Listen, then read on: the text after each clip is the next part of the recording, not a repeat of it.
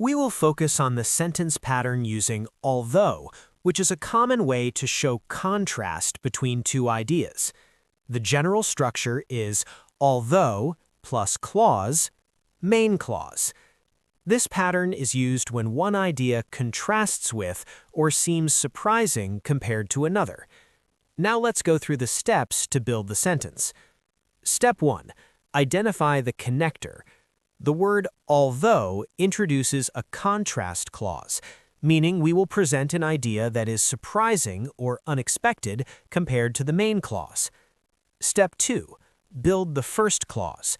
We start with the subject, the professor's explanation, followed by the verb was and the adjective very detailed. So the first clause becomes, although the professor's explanation was very detailed. Now we form the main idea. The subject is it, the verb is was, and the complement is not clear. So the main clause is, it was not clear. Putting both parts together, we form the complete sentence. Although the professor's explanation was very detailed, it was not clear.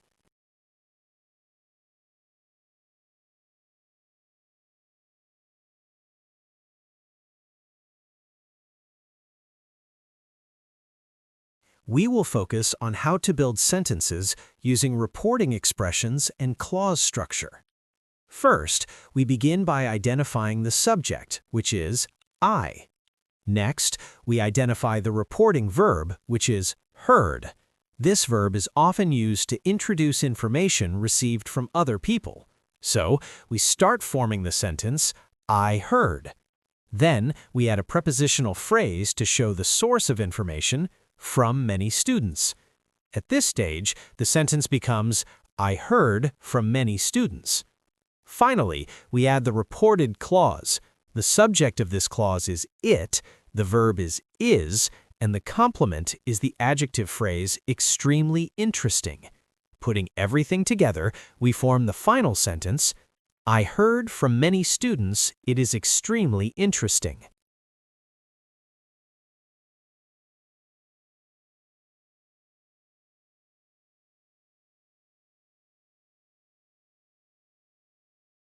We will review several common word order patterns for the infinitive, which frequently appear in TOEFL sentence-building questions.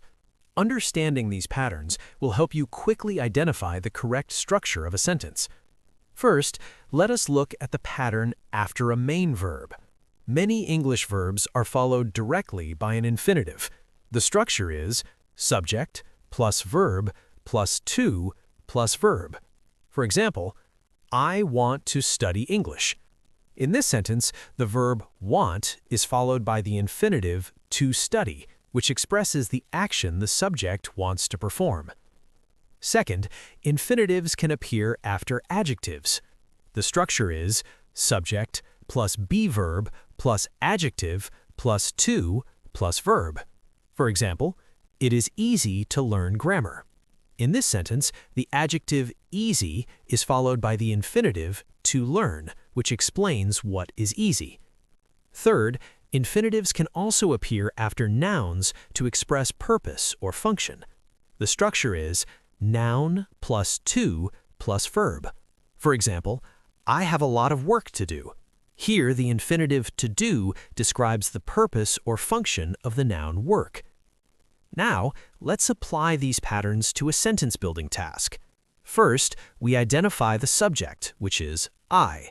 Next, we identify the verb phrase, which is am trying. Then, we add the infinitive phrase, to finish. Finally, we add the object, which is a long research paper. Putting all these elements together, we form the complete sentence, I am trying to finish a long research paper.